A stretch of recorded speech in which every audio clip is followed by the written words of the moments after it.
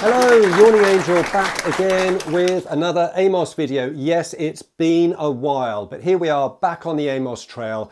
I'm bringing you another video, and in this video, we're going to look at screen scrolling. No, wait, haven't we already covered this before? Well, yes, we have, and there'll be a link to that video up here. But in this video, I want to show you a whole new way of getting your screens to scroll vertically by using a completely different command and not using some of the commands we've used previously. So how did this come about?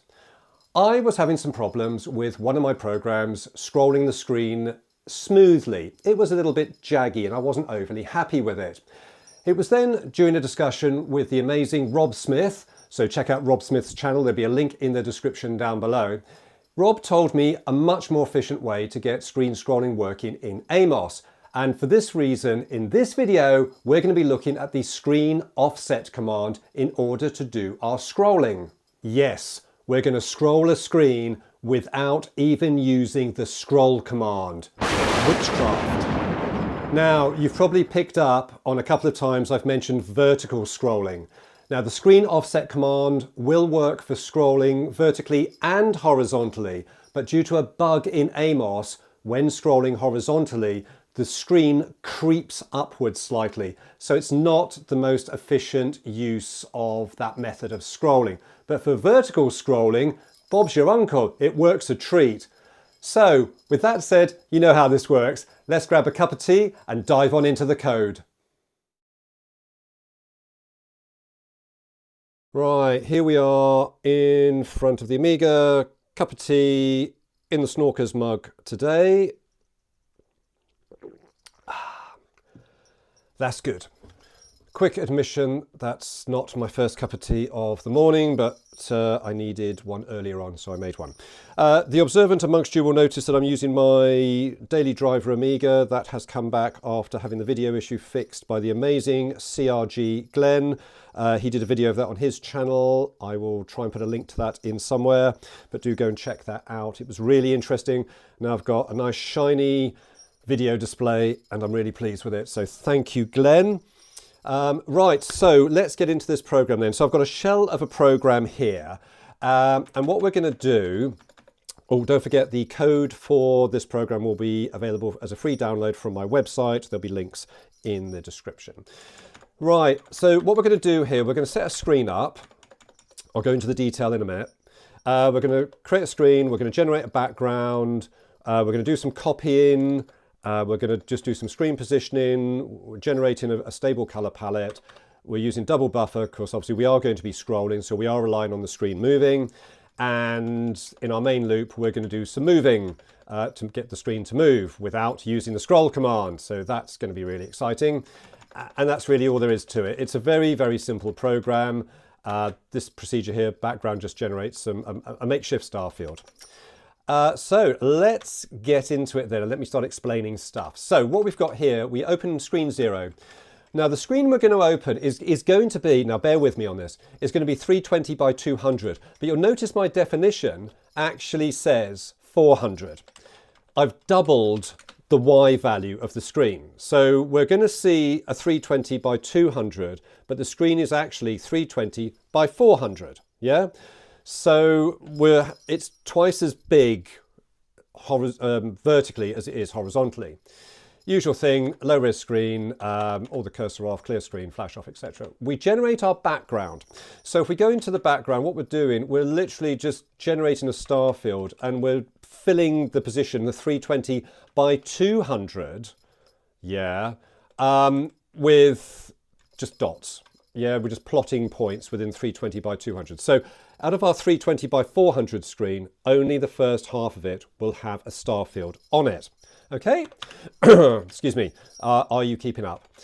What we're then going to do, we're going to copy the top part of that screen to the lower half. So this is now what we're going to execute in here is a screen copy command. Screen copy 0, 0, 0. We've used screen copy before.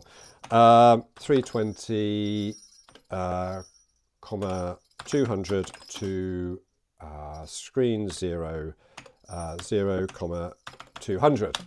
So what this is saying is we're going to take screen copy and screen 0. We're going to start at 0, 0, and we'll go to 320 by 200.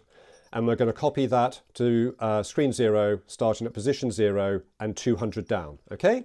So we effectively copy the top half of the screen to the lower half of the screen. And that makes things a bit more complete. We are then going to position the screen. So, and you'll notice there's a comment in here that says remove this for dual playfield. Ooh, dual playfield. Are we going to be looking at dual playfield, Yawning Angel? Yes, we are. But first of all, let's get this base program working first. So I'm just going to issue a screen display command, 0, 129, 50, 320, 200. These are hardware coordinates for the screen display. Just run with this for now. This is kind of a bit of housekeeping. It just makes the screen look a bit tidier. If you remove this line, it doesn't stop anything from working, but the screen looks a little bit ropey. So I'll leave you to play with that in your own time. I've generated a color palette here because I just like a stable color palette. You can use whatever you like. You don't have to use this. You know, in previous videos of mine, when we've looked at screen scrolling, the whole double buffering thing and all the rest of it, we've noticed our color palette has shifted. I just wanted a stable color palette, so this is what I've gone with. Then we do our double buffer, and now here we've got a scrolling value. sc_val is 0. We're setting a value to 0. Then we go into our main loop, and this, ladies and gentlemen, is where the magic starts to happen. Right, so let's look at the main loop here. But before we do, I'm just going to run the program as it stands. So if I run that, what we've got is a bit of a star field here and some text on the screen. Nothing is moving, nothing is happening. This is how we've built our screen so far. You'll notice down the bottom here, we've got a kind of darker block because we haven't started moving the screen yet, and our screen display is saying only display this area. We've done our background, we've done our star field, but everything is now ready to start moving, but it's not moving yet. Control C back into the code and move my mouse, have a mouthful of tea, because things are going to start to get exciting. So what I'm going to do here inside our main loop, the first instruction we issue is the inc command, increase. We need to increase the value of scval, F3 to align that. So we're going to we start off scval at 0, and then we're going to increment it 1, 2, 3, 4, etc. So that's all we're doing. Next up, are you ready for this? This is where the magic happens. We're going to use the screen offset command in order to make our screen move. And this is amazing. So screen offset is covered, obviously, in the AMOS Pro manual. Page 060105, screen offset. The instruction is made up of the screen number that you want to offset and X and Y coordinates. Strangely, it says hardware coordinates. I'm not convinced. I think they're software coordinates. But anyway, take a look at this and see what you think. Right, so here we go. Screen offset 0. We're then going to do our X coordinate is 0 because we want to move the screen vertically. So our X value stays the same. And then we're going to do for our Y value, can you guess? sc_val. So we are offsetting screen 0 from our X position 0. We will start off probably at position 1 then, scval, and it will keep offsetting every time it goes through the loop because we're incrementing scval and it just keeps moving it. But that's not all. What we need to add to this, bit of maths here, we need to make use of the mod operator, and we need to set that to 200. So what's being said here, Yawning Angel? Now, I'm not a great mathematician, so my understanding is here, obviously mod, for the mathematicians out there, this is used in division operations and will show if there is a remainder left over. So the fact we have mod 200, that 200, does that seem familiar to anybody? Well, yes, because that's the size of our screen. We defined our screen 320 by 200. Even when we did our screen copy, we did 320, 200 to 0, 200. So we need to be having this value that follows after the mod needs to be the exact same value as the size of our screen. I can tell you now, if you don't include this and you use a different value, things will go horribly wrong. So that's that command, screen offset. That is going to do all our moving on the screen, and that will just keep looping round. So what's left after that? So we've got our wait VBL command, wait vertical blank line. I'll just put a pause in here. So if you press the space bar, it pauses the screen so we can see what's going on. And yeah, that's it. There is nothing else needed. I'm just checking my code here. Nothing needed for that at all. Nothing else needed. That is it. So if I run this, well, first of all, let's save it. So I've saved that. So let's run the program and see what happens. Well, look at that. We've got ourselves a scrolling screen. And look how buttery smooth it is. That is so slick. Way better than using the scroll command, which we've used previously. Please don't get me wrong. I'm not, casting any dispersions on the scroll command, but this is looking really, really neat. This is a much better way of doing it. The reason being because this is addressing the hardware rather than using software to do the scrolling. That looks really, really nice. So, where can we go from here? But what if we wanted to implement this process by using a dual playfield? How would we apply this logic? Right, now let's make this sexy. So what we're going to do now is introduce a second screen, and we're going to be using our dual playfield to generate basically a more practical use of this way of scrolling a screen. So I need to make some changes to this code, obviously. And the first thing I'm going to do is change that to 8 colors on our first screen, or screen 0. We then generate our background as usual. We do the screen copy as usual. That's fine. We don't need that screen display command now because we're going to be using dual playfield. That is no longer needed. We're then going to open screen open 1. We're opening a second screen, 320, 200, 8, low res. So this is just a static screen which is going to sit over our moving screen. Okay, so that's why we've defined it 320 by 200, because we're not actually scrolling this screen. Usual thing, curse off, flash off. Flash off! Sounds like it should be some sort of curse, shouldn't it? You over there, flash off! Right, so after that, I need more tea. Let's generate, do our dual playfield command, and it's simply screen 1 over screen 0. What we need to do next then, we want that text that we've got, this text here, to sit statically with our star field moving in the background. So what I'm going to do is just copy that. Well, I'm just going to cut that out of that the background procedure, and I'm going to pop this after we've done the dual playfield. I'm just going to dump that in there. F3, right. So that's just going to dump the text onto screen 1.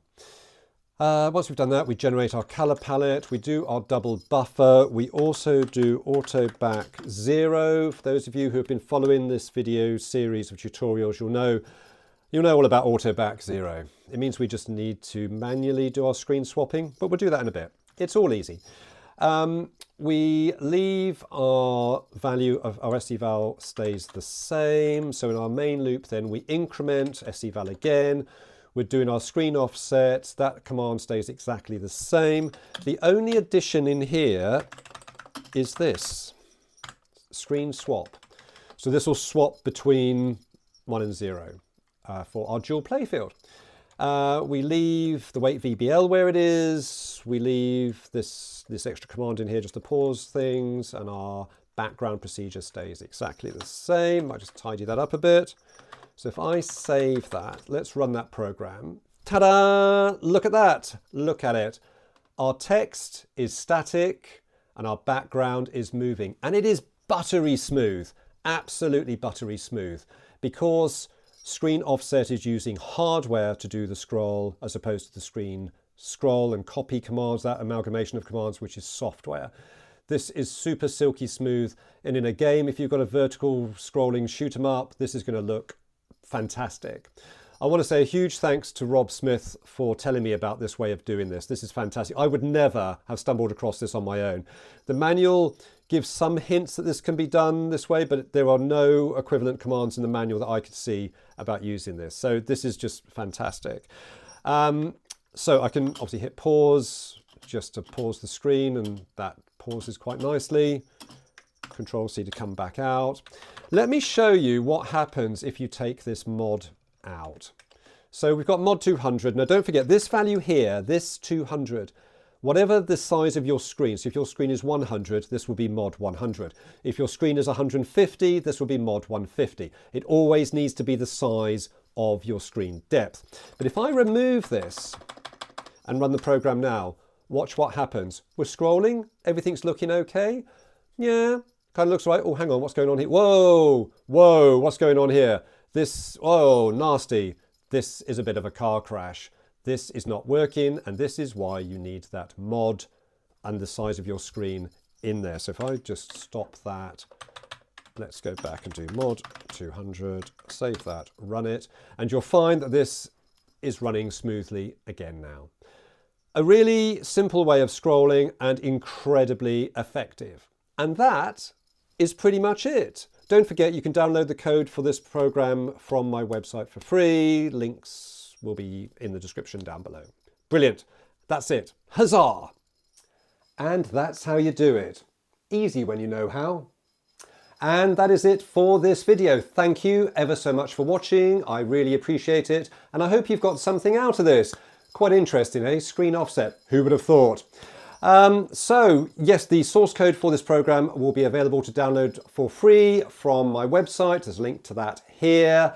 Don't forget, I can be found on Ko-fi if you wish to support me in any way. And thank you to everyone who does support me and leaves comments on these videos. I really appreciate your input.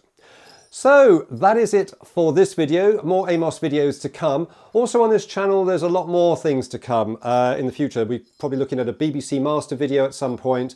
I may venture into the world of Blitz Basic at some point as well. We'll see what happens.